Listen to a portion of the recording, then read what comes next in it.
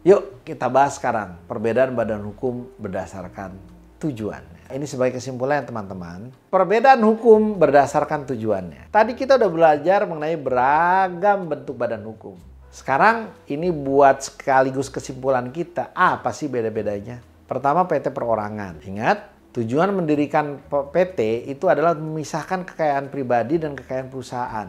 Serta untuk meningkatkan profesionalitas dan kredibilitas bagi bisnisnya. Profesional itu kerjanya benar, profesi oke. Tapi kalau kredibilitas, kredibel, itu berarti namanya itu bisa dipegang. Orangnya kredibel, bukan abal-abal, bukan penjahat perang, bukan penipu. Kredibilitas, profesional. Profesional kerjanya bagus, kredibel namanya baik.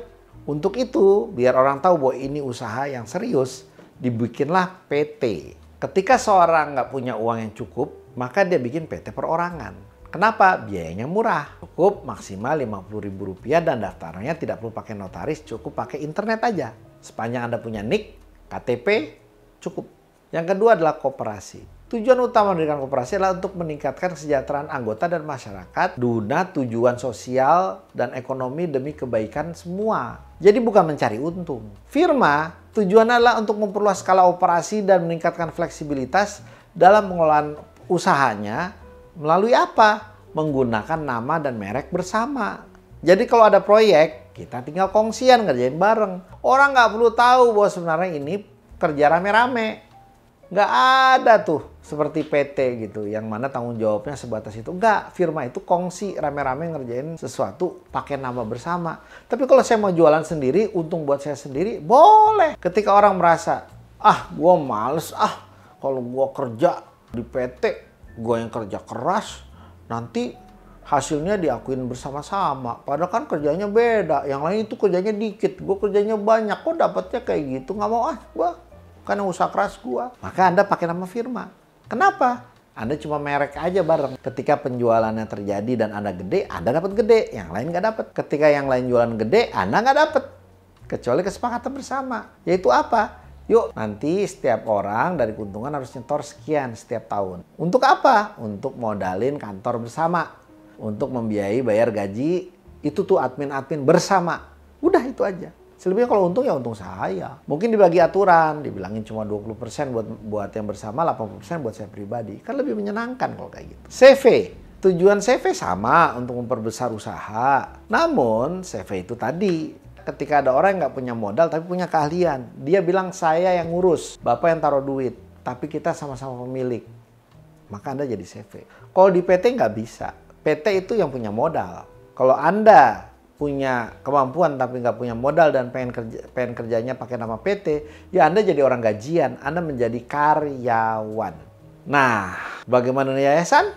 Yayasan adalah untuk meningkatkan kesejahteraan masyarakat melalui kegiatan sosial non-profit, nirlaba dan kebaikan. Yayasan biasanya berfokus pada pendidikan, kesehatan, kegiatan sosial, riset, dan lain-lain. Semoga ini cukup jelas ya buat teman-teman. Apa bedanya lembaga hukum tadi? PT perorangan, koperasi, firma, CV, yayasan. Now, jenis usaha apa aja yang diperbolehkan untuk setiap lembaga hukum? Untuk PT perorangan, maka diperbolehkan hanya untuk jenis usaha mikro dan kecil dengan kriteria usaha mikro sesuai undang-undang. Apa yang ditentukan oleh undang-undang? Tadi kita ingat, usaha mikro. Usaha yang modal usaha maksimal 1 miliar. Dan hasil penjualan tahunan maksimal 2 miliar. Itu aturan PT perorangan di Undang-Undang Cipta Kerja yang paling terbaru.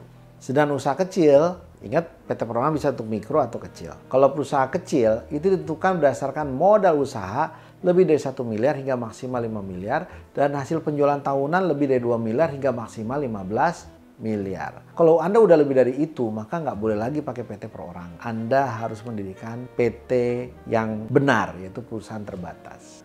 Koperasi itu boleh untuk jenis usaha mikro dan kecil, di mana sama dengan tadi, kriteria usaha mikro adalah maksimal modal usaha 1 miliar dan hasil penjualan tahunan maksimal 2 miliar.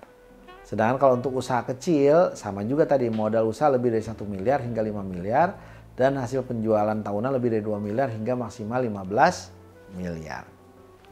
Firma itu boleh untuk jenis usaha mikro dan kecil, dengan kriteria usaha mikro ditentukan berdasarkan model usaha sama kayak tadi, ya. Kecil juga sama kayak tadi. Lalu firma boleh nggak untuk usaha besar? Boleh.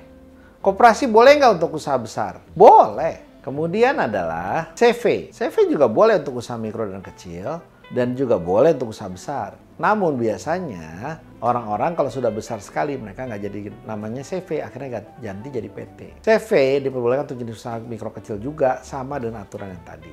Selanjutnya adalah dampak hukum terhadap pemilik PT perorangan. Pemilik PT perorangan tidak bertanggung jawab secara pribadi melebihi saham yang dimiliki. Tanggung jawab pemilik hanya sebatas modal yang disetor ke perusahaan. Koperasi. Pemilik koperasi memiliki hak suara dan kepentingan dalam pengelolaan usaha. Koperasi juga memiliki tujuan sosial dan ekonomi yang lebih luas, sehingga pemilik memiliki tanggung jawab yang lebih besar dalam mencapai tujuan tersebut.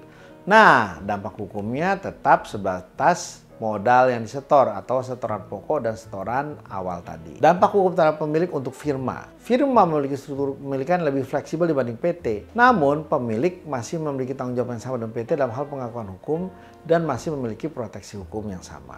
Walaupun beda strukturnya. CV, dia memiliki struktur kepemilikan yang lebih fleksibel dibandingkan dengan PT. Namun, dalam hal tanggung jawab hukum, dia tanggung jawabnya renteng.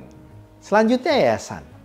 Pemilik yayasan ya bertanggung jawab hanya sebatas modalnya aja, nggak sampai pribadi. Besar modalnya disetor aja.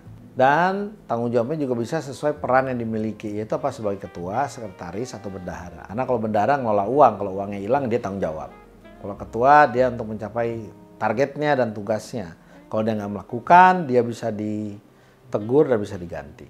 Kesimpulannya adalah setiap lembaga hukum punya tujuan, batasan apa yang boleh dan tidak, kelebihan, kekurangan, dan dampak hukum yang berbeda bagi pemiliknya. Dengan memahami beragam bentuk lembaga hukum, maka mahasiswa akan punya pemahaman mendasar tentang bisnis yang akan ia miliki nanti, atau bisnis yang akan ia bantu kelola, atau bisnis yang akan ia bantu sebagai konsultan, dan arahan pembiayaan dan pembesarannya harus kayak gimana ke depan. Ini penting sekali dan ini harus dipahami. Terima kasih. Semoga bermanfaat.